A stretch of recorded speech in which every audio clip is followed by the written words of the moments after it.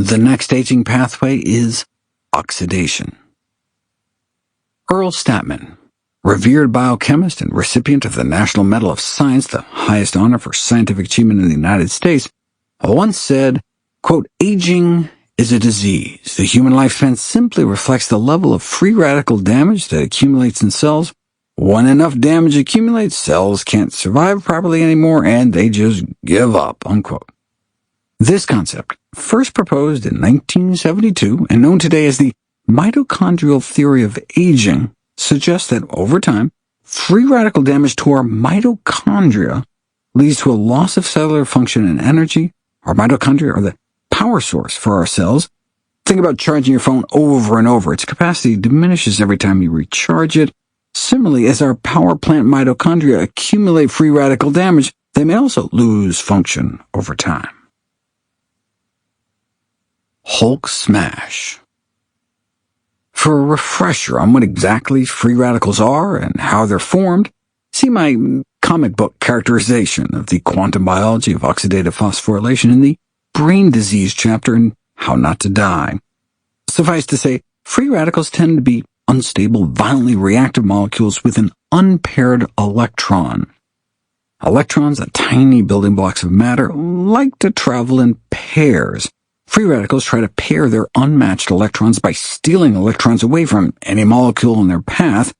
This can have varying effects depending on what kind of molecule is mugged. When fat is attacked, cell membranes can be disrupted. When enzymes are targeted, they can become inactivated. When other proteins are damaged, they can unravel and create new structures that our very own immune system may attack as foreign, thus leading to a form of autoimmune inflammation. And when free radicals rip electrons from our DNA, our genes can become mutated and our DNA strands literally broken.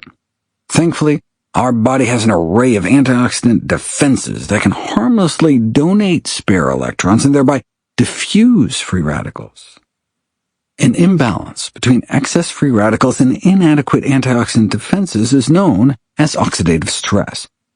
According to the theory, the resultant cellular damage essentially causes aging. So aging and disease are conceptualized as the oxidation of our body. Those brown age spots on the back of your hands? Oxidized fat and protein under the skin. Oxidant stress is thought to be why we get wrinkles and become more forgetful, and why our organ systems break down as we get older. In some, the theory goes, we're rusting. Rust is the oxidation of metal. That's the rationale for eating more antioxidants, but does that actually work? Despite 20,000 published reviews of more than 250,000 papers on antioxidants, it remains a controversial topic. First, let's examine if the theory about oxidation and aging is even true. The only theory that explains the spread. More than 300 theories of aging have been proposed, although none have achieved general acceptance. The mere fact that the mitochondrial theory has persisted for nearly half a century lends it a certain weight. Its origins can even be traced back decades earlier than Statman's proposal in the 1970s, back to when scientists noted a parallel between many of the manifestations of aging and the DNA-damaging effects of radiation exposure. This led to the free radical theory of aging in 1956, the proposal that aging was due to the accumulation of oxidative tissue damage. Then, with the realization that mitochondria were the major sources of cellular free radical formation, it morphed into the mitochondrial theory. Any successful theory of aging must be able to solve a fundamental mystery. Why do the maximum lifespans of animals vary so widely? There's a 200-fold difference among mammals. Some shrews may only live for a year, while bowhead whales can reach 200 years or more. And they're only the second longest living animal. The ocean quahog, a clam in the North Atlantic, can live to be more than 500 years old. That's thousands of times that of some other invertebrates that may only survive a few days.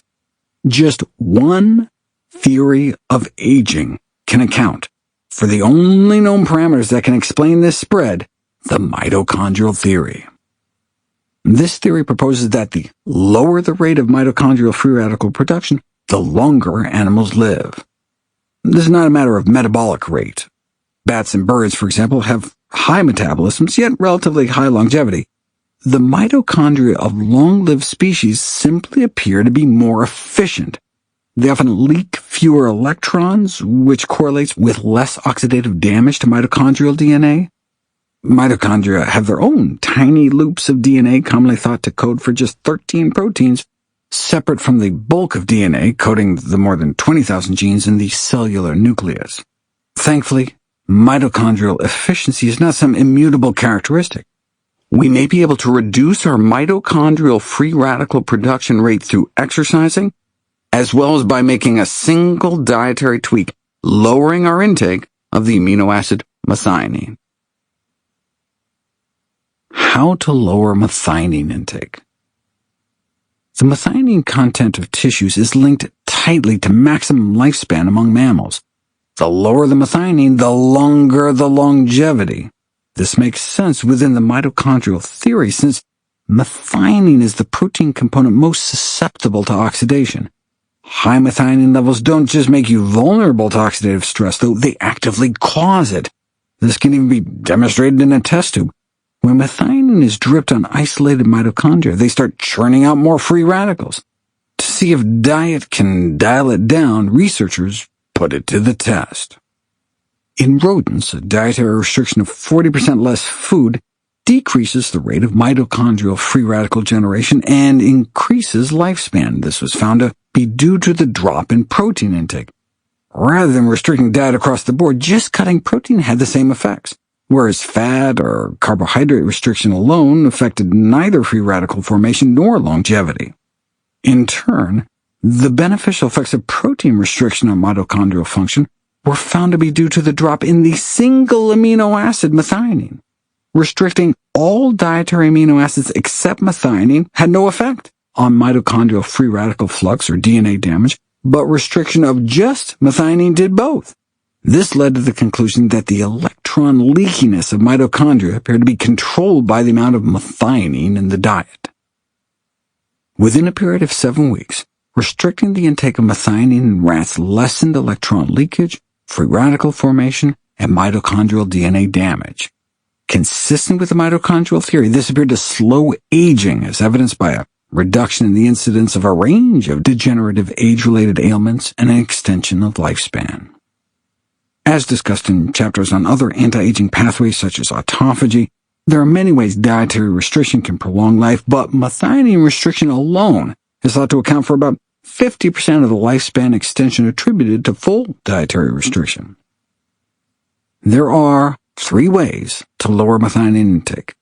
We can decrease our overall intake of food, but that can leave us hungry.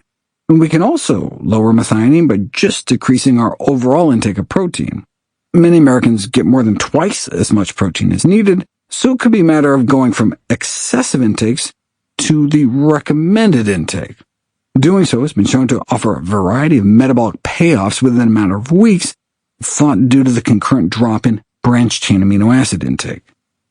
Speaking of bonus benefit, the third way to reduce our methionine intake is just by swapping out animal protein for plant protein. In the associated PDF, there's a methionine sources graph, which I'll talk about later. At one time, the comparably low methionine content in legumes, beans, split peas, chickpeas, and lentils, had been considered a nutritional disadvantage, but longevity researchers have concluded that the newly discovered multitude of benefits ascribed to methionine restriction, quote, ironically converts such, quote-unquote, disadvantage into a strong advantage, unquote. This is consistent with data showing legume consumption may be the most important dietary predictor of survival in older people around the world, a cornerstone of longevity blue zones diets.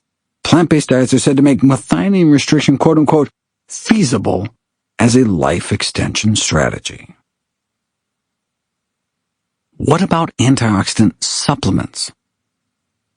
Antioxidant supplements are a multi-billion-dollar industry and frequently touted as having anti-aging benefits, despite hundreds of studies failing to find clear evidence of such effects.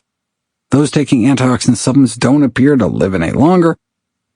What's more, when put to the test in randomized controlled trials, beta-carotene, vitamin A, and vitamin E supplements seem to increase mortality. In effect, supplement users may be paying to live a shorter life. My video c.nf/antiox supplements explains why. For example, supplements contain only a select few antioxidants, whereas our body relies on hundreds of them all working together to create a network to help dispose of free radicals. High doses of a single antioxidant may upset this delicate balance. Rather than working in isolation, antioxidant compounds can act synergistically. In essence, the whole food may be greater than the sum of its parts. As I explained in the video, the bottom line is that the close proximity or even physical contact between mitochondrial DNA and the source of free radical formation likely explains why antioxidants can't seem to slow the rate of aging, but that doesn't mean antioxidants can't prevent age-related diseases linked to oxidative damage to the 99.999995% of our DNA outside the mitochondria. Free radicals accelerate aging. Our non-mitochondrial DNA is compartmentalized inside the cell nucleus, out of the direct line of fire from the mitochondria, but it is still subject to constant assault from free radicals. Each day, our genome suffers an estimated 70,000 hits, manifesting largely as single-stranded breaks in the DNA double helix. Thankfully, we have an array of DNA repair mechanisms, the subject of a Nobel Prize in 2015, that may be able to fix a break before the cell divides and passes along the DNA lesion as a mutation. Unfortunately, our DNA repair capacity declines with age, which may explain the accumulation of DNA damage seen in older individuals.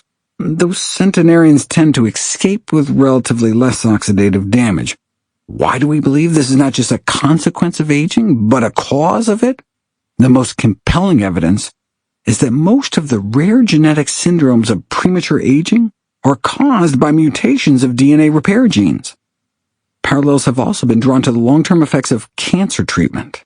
Radiation therapy and genotoxic chemotherapy work by purposefully creating free radical-induced DNA damage to kill rapidly dividing cancer cells.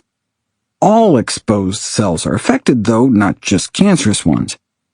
If DNA damage is a driver of aging, one would expect such cancer survivors to suffer prematurely from age-related disability, and that indeed appears to be the case, with survivors experiencing conditions such as arthritis decades earlier than expected. 20% of survivors of childhood cancers have a heart attack or stroke by age 50, compared to only 1% of their siblings by that age. 10% of seniors aged 65 and older suffer from frailty, a disabling loss of endurance and strength. That's the same percentage of pediatric cancer survivors suffering from frailty in their 30s. Whether arising from congenital deficiencies in DNA repair or exposure to genotoxic agents, the consequence of excess DNA damage appears to be the same: accelerated aging. Oxidative stress has been implicated in hair graying, the development of cataracts, arthritis, frailty, and neurodegenerative, cardiovascular, kidney, and pulmonary diseases, cognitive decline, age-related macular degeneration, and muscle loss. Lowering antioxidant defenses in mice results in accelerated hearing loss, cataract formation, and cardiac dysfunction, whereas increasing antioxidant capacity affects the reverse, delaying age-related disease. So in this aging pathway, lifespan modulation may require quelling free radical formation, but health span enhancement may be achieved through bolstering our antioxidant defenses to help quash the resulting oxidant stress. Our original diet. The paleo diet view of human nutrition posits that the agricultural revolution of the last 10,000 years is but an evolutionary eye blink, and humans are adapted to Paleolithic diets heavy with lean meat. Why stop there? If our entire evolutionary timeline were scaled down to a year, the last 200,000 years of Stone Age humanity would be but a few days, representing just the last 1% of the roughly 20 million years we've been evolving since our last common great ape ancestor. During our truly formative years, perhaps the first 90% of our existence before we learned how to use tools, our nutritional requirements reflected an ancestral past in which we ate mostly leaves, flowers, and fruits, similar to that of our fellow great apes. This could explain why fruits and vegetables are not just good for us, but in fact vital to our survival.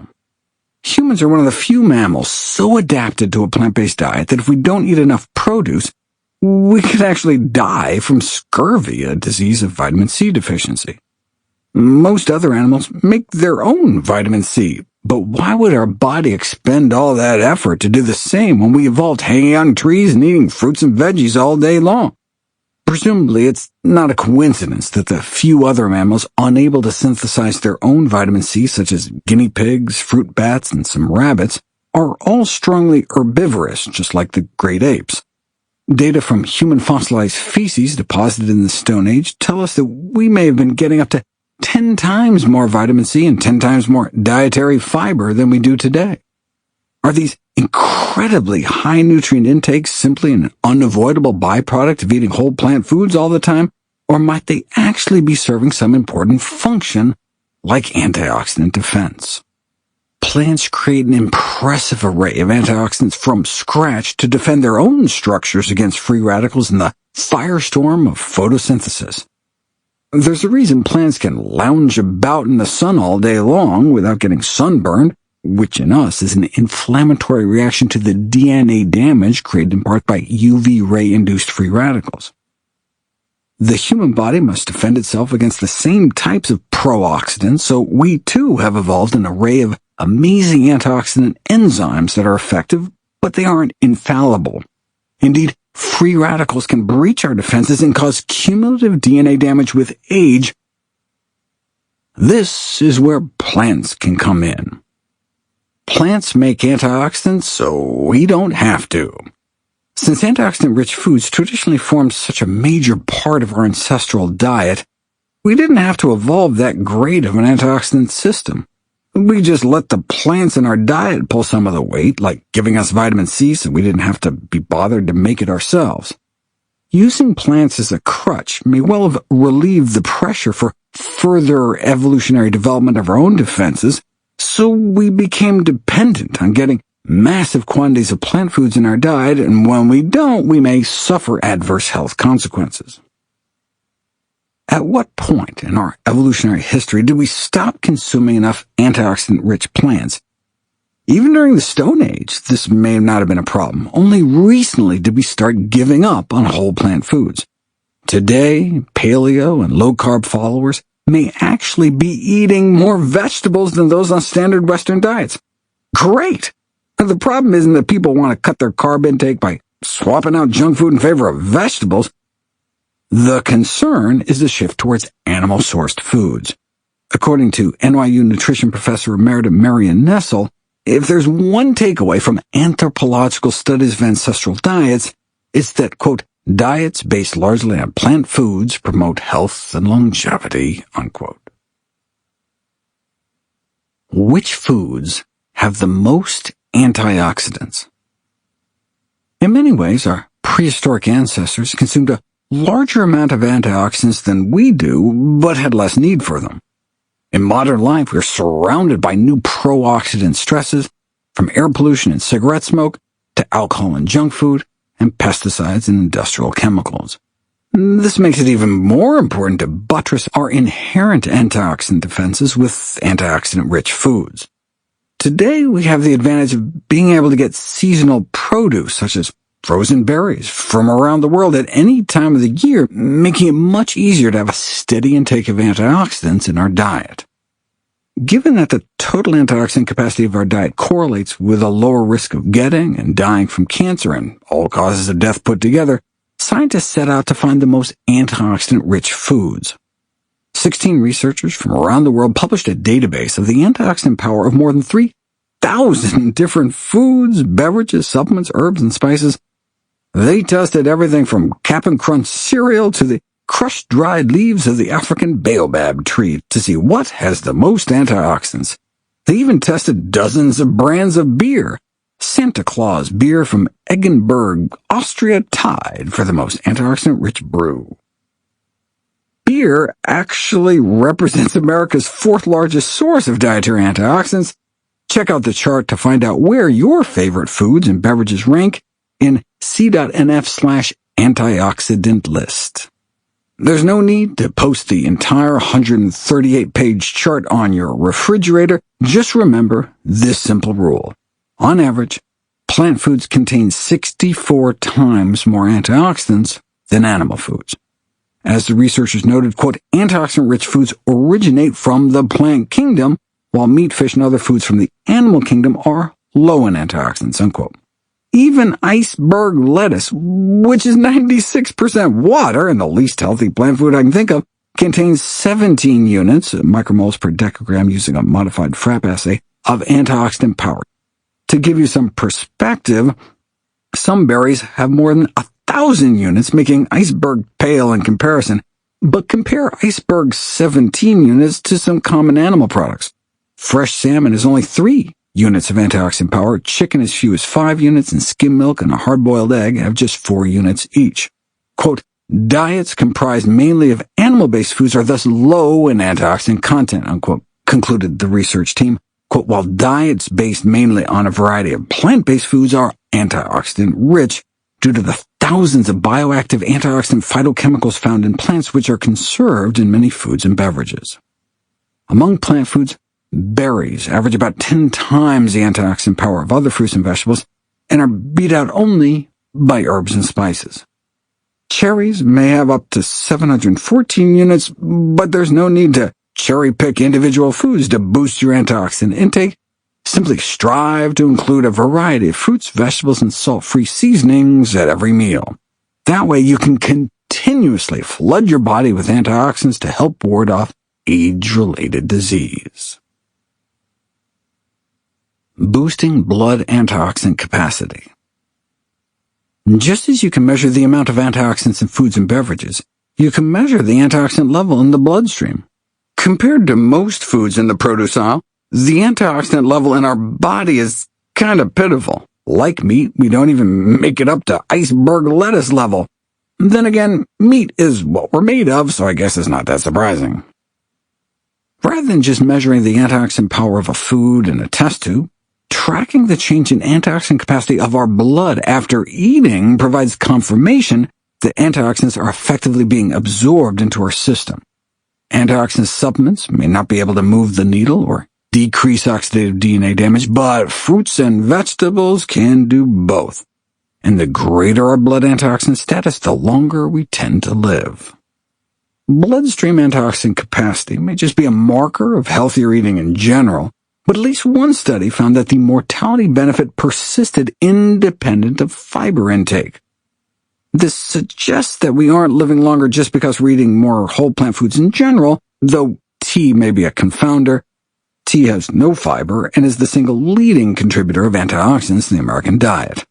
Tea consumption alone is associated with a longer lifespan, so it'd be interesting to see if the protective antioxidant association with premature mortality would survive after controlling for tea intake. Antioxidant-rich foods at every meal.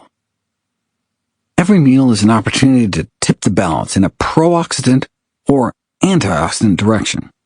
Eating a single meal deficient in antioxidant-rich foods can leave us in a pro-oxidant state for hours, coinciding with a drop in antioxidants in our blood as our body stores are slowly used up. Details in c.nf/antioxidant meals. We don't want to slide backward every day and end up with fewer antioxidants in our body than we woke up with. This is especially important in the context of increased oxidative stress due to illness, secondhand smoke, air pollution, or sleep deprivation. There was a remarkable study published in the Journal of Biomedical Optics that detailed a novel experiment in which German researchers non-invasively tracked people's antioxidant levels using an argon laser to measure in real time the fluctuating antioxidant levels in their skin. Their most important finding was that antioxidant levels can plummet within 2 hours of a stressful event and may take up to 3 days to get back up to normal. Hours to lose, but days to recover. So Healthier eating is especially important when we anticipate we'll be stressed, sick, or tired. Ideally, we would be having antioxidant-rich foods at every meal and snack. How to reduce DNA damage. Sadly, most Americans eat a lot of pale foods, white bread, white potatoes, white pasta, white rice. But colorful foods are often better for us because of their antioxidant pigments. Blueberries are one of the most vividly tinted foods, and the data don't disappoint. A half cup of blueberries is able to blunt the drop in antioxidant capacity of our blood in the hours following a berry-free sugary breakfast cereal, though a quarter cup cannot. Over time, those randomized to twice daily blueberry smoothies have the levels of a potent free radical in their blood within 6 weeks, which then translate into enhanced DNA protection. Researchers drew blood from people before and after they ate 2 cups of defrosted frozen blueberries and exposed their white blood cells to free radicals in the form of hydrogen peroxide. The blueberries significantly reduced the ensuing DNA damage within an hour of consumption. However, the protective effect was transient. DNA vulnerability returned within 2 hours, so again, we should aim to eat supercharged antioxidant-rich foods multiple times a day. In a test tube, lemons, persimmons, strawberries, broccoli, celery, and apples all confer DNA protection to human cells, but that presumes that the active components would get absorbed into the bloodstream at the concentration found to be protective. There are, however, foods that have been demonstrated to reduce DNA damage when actually eaten. For example, 1 daily ounce of mixed nuts, walnuts, almonds, and hazelnuts, can reduce damage within 12 weeks. 5 teaspoons a day of tomato paste within just 2 weeks. 3/4 cup of microwaved frozen spinach or 1 cup of other cooked green leafy vegetables a day within 3 weeks. About 4 daily teaspoons of spinach powder within 2 weeks. 2 cups a day of steamed Brussels sprouts within 6 days. A single serving of watercress within 2 hours. About 1.5 cups of green tea or tomato, orange, blood orange, or carrot juice within hours to weeks, and 8 kiwi fruit within 4 hours, or 1 kiwi fruit a day for 3 weeks, with no significant difference found between eating 1, 2, or 3 a day. Kiwis, cooked carrots, and green tea have the additional distinction of being able to facilitate DNA repair, something previously presumed not to be readily affected by diet. Can we just take a pill? A supplement containing the same amounts of alpha and beta-carotene as the carrots failed to achieve the same effect. Whole food extracts of apples, oranges, spinach, and blueberries have been shown to increase the lifespan of C. elegans, and there are individual phytonutrients such as gallic acid that can not only extend C. elegans' lifespan, but also reduce human DNA damage within days, and do so at the daily dose found in a half a cup of strawberries, half a mango, or a few tablespoons of carob powder, though whole foods may work even better. Whole apple extract has been found to extend the average lifespan of C. elegans by 39%, which is twice that of individual apple fractions or single apple phytonutrients such as quercetin, which only prolong the average lifespan by 15%. Lemon-infused water, not even the whole fruit, increased the lifespan and health span of mice compared to a lifetime of drinking regular water, and amla, cinnamon, cocoa, and turmeric have all been shown to extend the longevity of fruit flies. In humans, the daily dose of antioxidants associated with a 7% lower risk of premature death can be found in about 1 cup of cooked spinach or just 2/3 of a cup of blackberries. Spice it up. Spices are the most potent DNA protectors. Just 1 week of eating about 2 teaspoons of rosemary or sage a day, 1.5 teaspoons of ground ginger or cumin, 3/4 of a teaspoon of paprika, or even just 1/10 of a teaspoon of cooked turmeric protect against breakage of our strands of DNA. A daily 1/4 teaspoon of amla, dried Indian gooseberry powder, was also found to decrease oxidative DNA damage.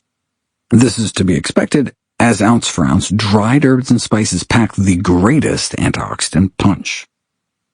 Herbs and spices max out at 10 times the antioxidant power of nuts and seeds, for example.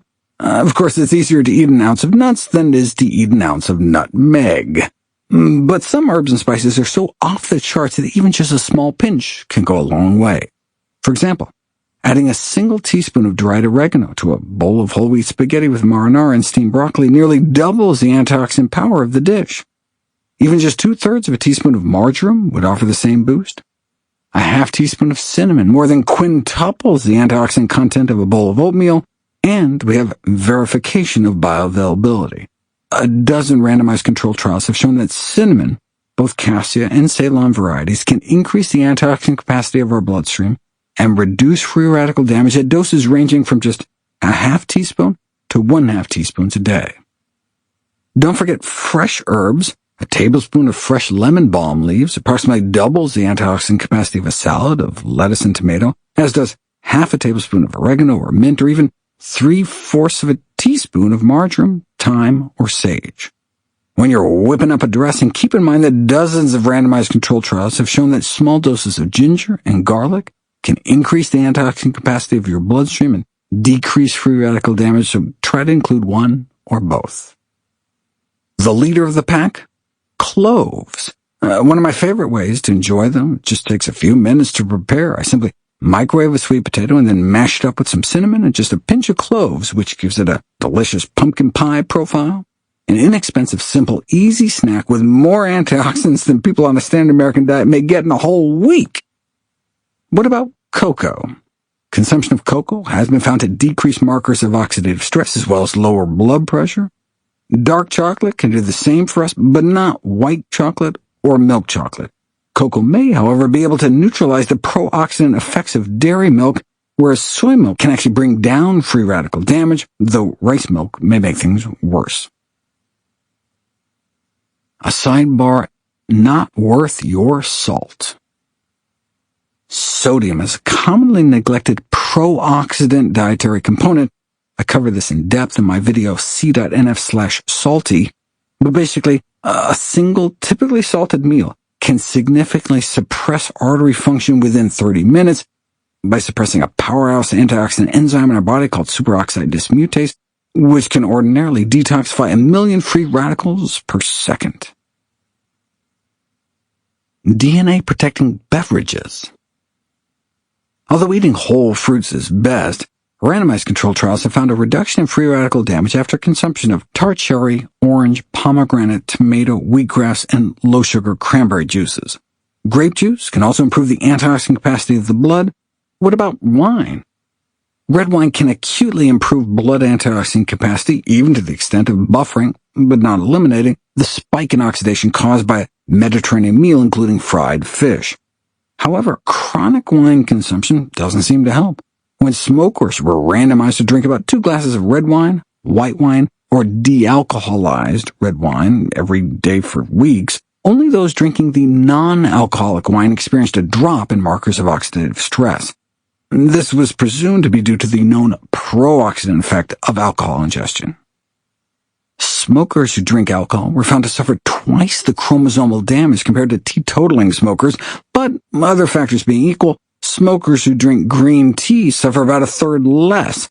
Even better are those who don't smoke at all, who have 10 times less damage. Though neither coffee nor green tea can block the oxidant stress induced by a high-fat meal, both green and black teas can increase the total antioxidant capacity of the bloodstream within just 30 minutes of ingestion, which can last for at least 2 hours. Green tea is about 50% better at boosting than black. Although the data on the effects of adding milk to your tea are mixed, most studies have shown that taking your tea with dairy decreases or even completely inhibits tea's antioxidant properties. Within just 1 hour, a single cup of green tea can significantly boost the activity of the initiating DNA repair enzyme that fixes oxidative DNA damage, and drinking 2 cups a day for a week boosts it even more. Within 4 weeks, drinking a mug, 300 milliliters, of green tea every day improves DNA resistance to free radical damage in the first place. Tea is in fact so DNA protective that it can be used to store fresh samples of sperm until they can be properly refrigerated. How pro-oxidants can have antioxidant effects. Ironically, the rallying of antioxidant and DNA repair defenses appears to be a consequence of green tea's mild pro-oxidant qualities, a phenomenon parallel to physical training.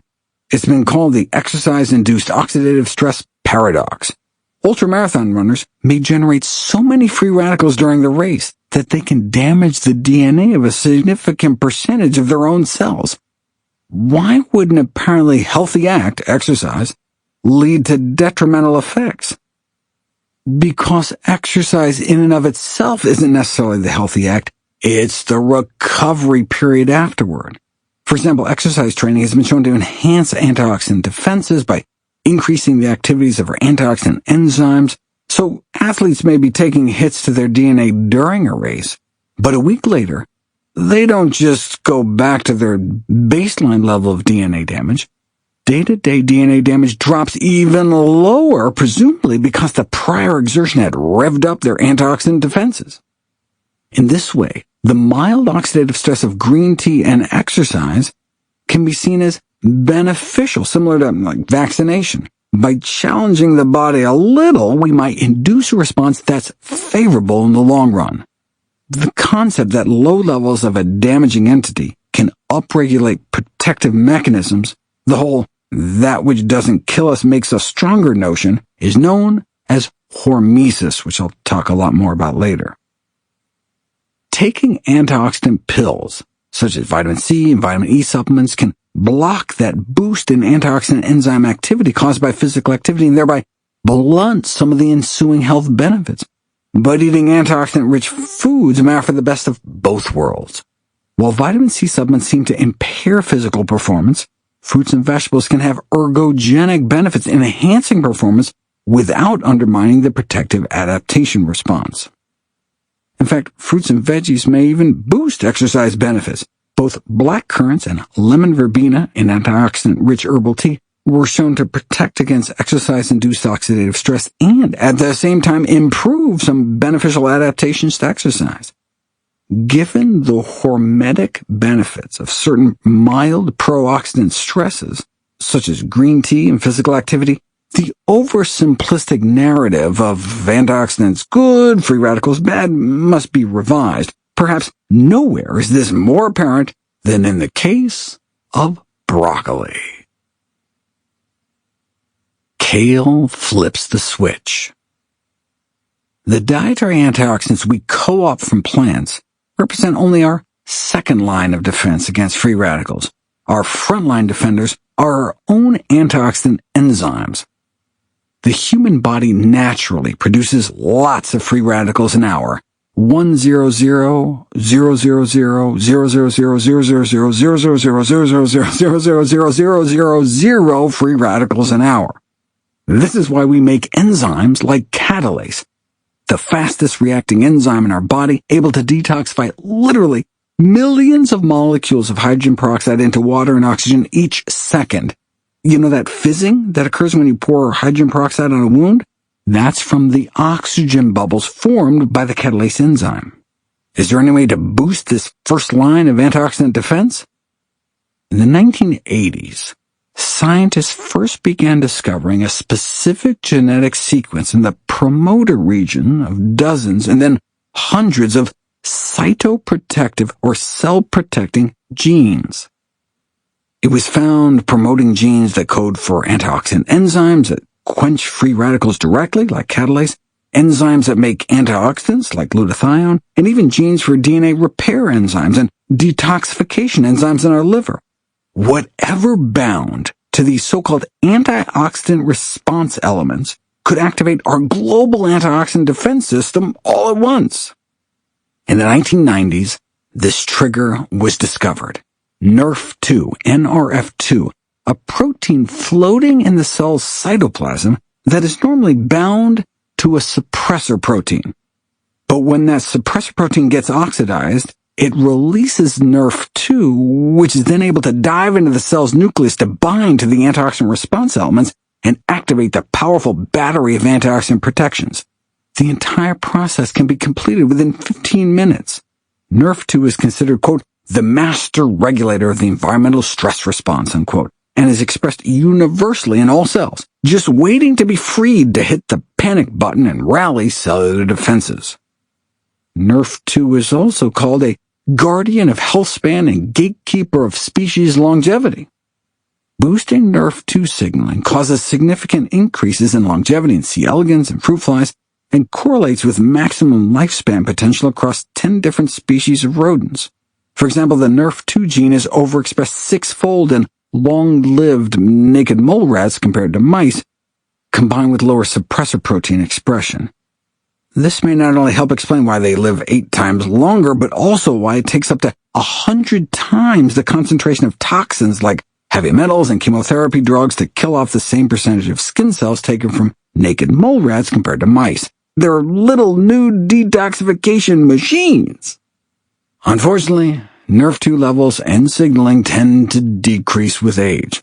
30 minutes of cycling can boost them, for example, but the most potent natural Nrf2 inducer on the planet may be sulforaphane, the compound formed when we bite into cruciferous vegetables such as broccoli, kale, collards, cabbage, and cauliflower.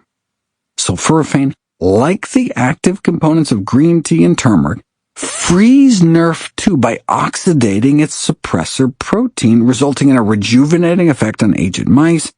Older mice fed sulforaphane actually had superior grip strength compared to younger mice and performed just as well on a treadmill. Nrf2 activation led to decreased DNA damage and muscle loss and improved heart function and lifespan. What about us? Sulforaphane can also restore Nrf2 activity in our aging tissues, which may explain why sulforaphane can delay the senescence of human stem cells. Just one stalk of broccoli a day can significantly reduce the DNA damage from cigarette smoke, and 2 daily cups of Brussels sprouts can minimize the DNA damage from a type of cooked meat carcinogen, a heterocyclic amine. About 1/3 of a cup a day of broccoli sprouts can help our body clear benzene from air pollution. One study found that sulforaphane could tamp down the inflammation from diesel exhaust that was squirted into subjects' noses at levels simulating hours of rush hour exposure on a Los Angeles freeway. Cruciferous vegetables so boost our detoxification pathways that heavy broccoli eaters may need to drink more coffee to get the same buzz, as the drug-metabolizing pathway that clears caffeine can get so revved up. The protection veggies from the cabbage family give us can even be demonstrated topically. Rubbing a broccoli extract on your skin before spending time in the sun can decrease the redness of a sunburn by 35% by reducing the tissue damage caused by UV rays through Nrf2 activation. The discovery that sulforaphane can switch on Nrf2 arguably heralds a new paradigm in nutrition science. No wonder cruciferous vegetable intake is associated with decreased risk of cardiovascular disease, cancer, and mortality from all causes put together. Even those who average just a single floret's worth of broccoli a day can lower mortality rates than those who eat little or none. However, the life-extending benefits of broccoli may extend even beyond sulforaphane. Animals fed 1% broccoli diets lived longer, but those given just the amount of sulforaphane found in that much broccoli, the compound without the broccoli itself, did not. Sulforaphane salads trump sulforaphane supplements. Sidebar: enhancing sulforaphane formation. Acidifying raw cruciferous vegetables can boost sulforaphane formation. Adding lemon juice to a shredded cabbage salad, for instance, may help a little, but adding vinegar is even better, presumably because of its higher acid content. However, the opposite may be true when cooking cabbage. Boiled red cabbage should be kept blue, not pink, indicating a more alkaline environment that helps keep the critical cruciferous components from degrading. Check out c.nf/cabbagepH. The most critical factor when it comes to cooking, though, is pausing between chopping and heating. My so-called hack and hold strategy detailed in my cruciferous vegetables chapter in How Not to Die, and in my video c.nf/hack and hold. Fat reactor. We know that some foods have antioxidant qualities while others act on balance as pro-oxidants. And just as the Dietary Inflammatory Index was designed to weigh the balance of anti- and pro-inflammatory foods, more than 20 oxidative balance scoring systems have been developed. In general, the more the scale tips towards the pro-oxidant side, the higher the risk of heart disease, kidney disease, and getting and dying from cancer, and all causes put together. Although all the different scoring systems have a different complement of components, they all agree that Exercise, cruciferous vegetables, and certain constituents of whole plant foods such as fiber and carotenoid phytonutrients are net antioxidant, squelching free radicals, whereas meat, alcohol, fat, and activities like smoking are pro-oxidant, generating free radicals. Of all the dietary pro-oxidants, saturated fat is considered the worst. Heterocyclic amines, the carcinogenic compounds formed when meat is cooked or tobacco is smoked, can induce free radical formation. But that's not the only reason meat and meat products contribute to oxidative stress. Our stomach acts as a bioreactor in which the heme proteins in blood and muscle oxidize the fat in the acid bath of our stomach. It turns out that during slaughter, chickens, for example, are bled of only about half their blood, and the remaining residual can be such a powerful promoter of fat oxidation that some of the industry are advocating for an additional decapitation step during the slaughter process. When we consume the oxidized or rancid fat, it can then make it into our LDL cholesterol particles that accelerate atherosclerosis, the hardening of arteries that ultimately is our leading cause of death. Oxidized fat levels in circulating LDL can double within 4 days of eating grilled turkey cutlets every day. Damaging effects can be mediated by eating berries with meaty meals, though, which I'll talk about in the berries chapter. This may help explain why vegetarians appear protected from cardiovascular disease, but oxidized fats are also created when vegetable oils are heated. It's no surprise, then, that the consumption of more ultra-processed junk food is associated with higher rates of DNA damage compared to those eating less. However, the oxidation of animal fats may be even worse because of the quote-unquote dreaded oxysterols. But before I get to that, sidebar antioxidant status of vegetarians. Both systematic and non-systematic reviews have concluded that plant-based diets protect against free radical damage, which may quote-unquote explain why vegetarians live longer. Most studies show that vegetarians, for example, suffer lower levels of oxidative stress, but some show no significant difference compared to meat eaters or fish eaters, or even higher levels in vegetarians. As I detail in c.nf/antioxveg, the discrepant results may be due to vitamin B12 inadequacy among vegetarians and vegans who don't supplement their diet with B12 or B12 fortified foods, as even subclinical, meaning asymptomatic B12 deficiency is associated with increased oxidative stress. A regular, reliable source of vitamin B12 is critically important to take advantage of the full spectrum of benefits to plant-based eating. Dirty cops. Too much cholesterol in the blood has long been considered to be a primary risk factor for developing Alzheimer's disease. Cholesterol cannot directly get across the blood-brain barrier, though, but cholesterol oxidation products, or COPs, COPs, can. Also known as oxysterols, oxidized cholesterol present in the bloodstream accumulates in the brain, where it's considered to be a driving force behind the development of Alzheimer's disease. I present the chain of evidence in my video c.nf/COP dementia. COPs can be up to 100 times more toxic than unoxidized cholesterol. They may contribute to a wide range of age-related diseases, including atherosclerosis, cataracts, kidney failure, osteoporosis, and cancer. This may explain why egg consumption and dietary cholesterol in general are associated with an increased risk of breast cancer.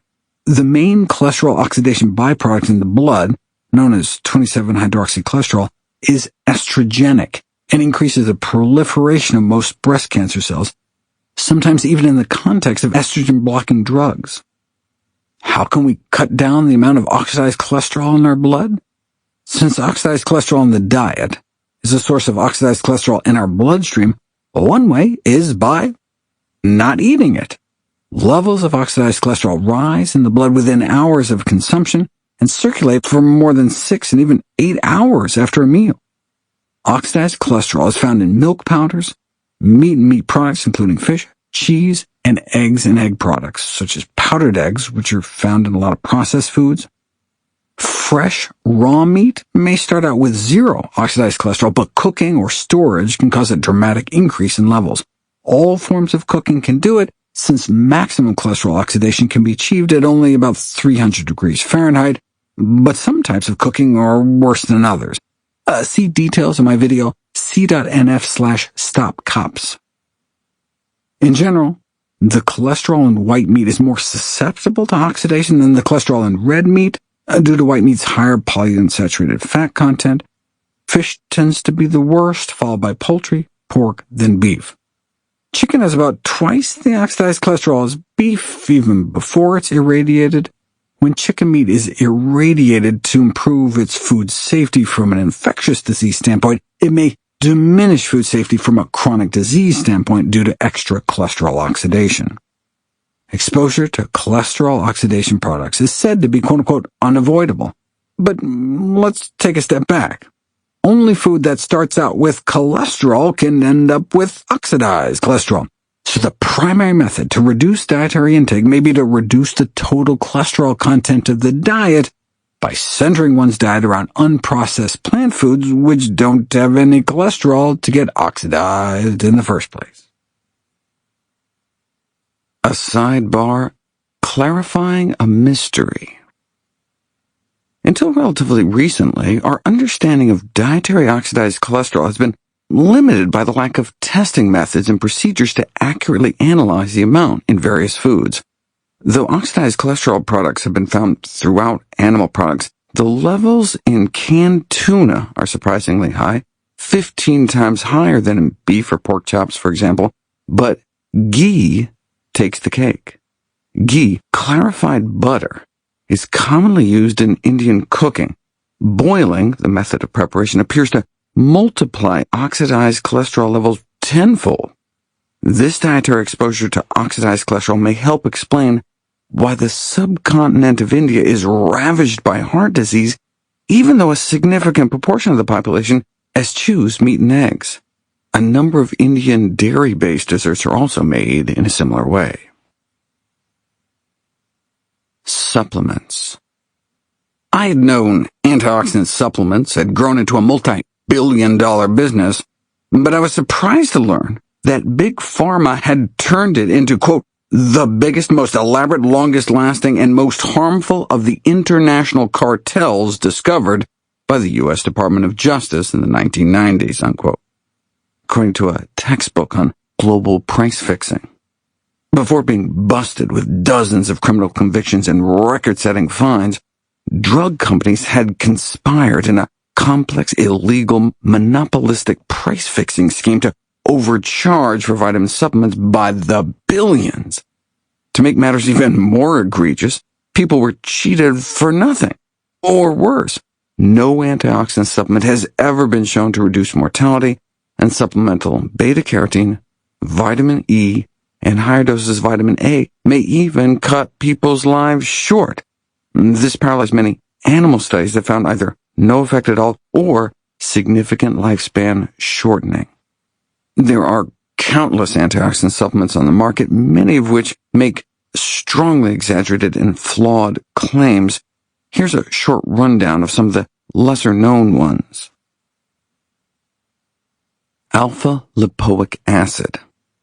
Alpha-lipoic acid is an antioxidant our body manufactures internally. Is there any advantage to taking extra in supplement form? I discussed the pros and cons in c.nf/lipoic, Lipoic. Bottom line, I would exercise caution until we have a better idea of its dosing safety window. Coenzyme Q10. Coenzyme Q10, more commonly known as CoQ10, is the only fat-soluble antioxidant produced by the human body. Because we synthesize it from scratch, there's no need to consume any, yet it's one of the most popular dietary supplements. Centenarians have low levels compared to 76-year-old controls, but this fact can be used to argue two diametrically opposed positions. Some posit that CoQ10 levels decrease with age, so we should supplement to regain youthful levels, while others maintain that low levels may be beneficial to achieving such remarkable longevity. Animal studies echo this ambiguity. Indeed, both added CoQ10 and subtracted CoQ10 by repressing synthesis have been found to extend lifespan in C. elegans, but mostly have no effect on rats and mice. In people, CoQ10 supplementation reduces markers of inflammation and oxidative stress and may benefit patients with heart failure and migraines, reducing headache frequency and duration, but not severity. Those who choose to take it need to keep it in a cool, dark, airtight container since it's sensitive to heat, light, and oxidation. I prefer to regenerate it naturally using the technique I described in my Greens chapter in How Not to Die. It involves eating a chlorophyll-rich diet, which may be especially important for those on cholesterol-lowering statin drugs, as these medications can interfere with CoQ10 production. Ginseng. Ginseng root is a popular herbal medicine. Like the word panacea, ginseng's Latin name panax is derived from the Greek words pan and akos for cure-all. However, although there have been more than 100 clinical trials on various ginseng formulations, to date, the results for even one of the most promising uses, blood sugar regulation, have been less than impressive. From an oxidative stress standpoint, American, Chinese, and Korean ginseng have all been shown to acutely protect against free radical-induced DNA damage within hours of consumption, but one longer-term trial raised red flags. Although 4 weeks of consuming Korean ginseng reduced levels of oxidative stress, 4 months of consuming American ginseng caused an uptick in DNA damage from less than a quarter teaspoon a day of whole root powder. Until it can be shown that the chronic intake of other ginsengs isn't also DNA damaging, I'd recommend steering clear. N-acetylcysteine. N-acetylcysteine, or NAC, or NAC, increases the lifespan of male mice but not female mice, and only because it apparently led to reduced food and water consumption.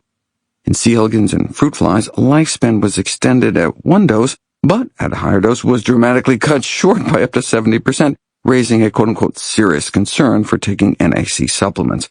More details in c.nf/NACSE. Selenium. Selenium, a critical component of key antioxidant enzymes, is considered an essential trace mineral, though given its narrow safety margin, it's also been termed an essential poison. Indeed, the consumption of just a single high-selenium Brazil nut a day was found to have pro-inflammatory effects. I also cover selenium in c.nf/NACSE, but basically both low and high blood levels are associated with dying prematurely, and certain doses of selenium supplements may shorten your life as well as worsen blood sugar control in diabetics and increase the risk of developing diabetes in the first place. Sidebar: what about vitamin C?